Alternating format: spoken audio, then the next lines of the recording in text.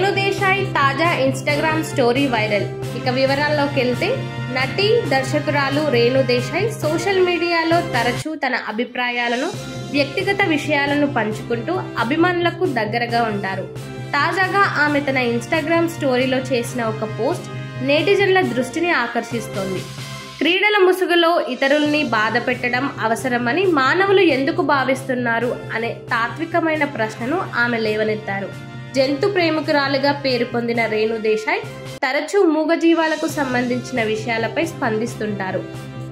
వాటి సంరక్షణ హక్కుల గురించి ఆమె చేసిన పోస్టులు వైరల్ అవుతుంటాయి. ప్రస్తుత పోస్టు కూడా ఆ కోవకు చెందినదేనని పలువురు భావిస్తున్నారు.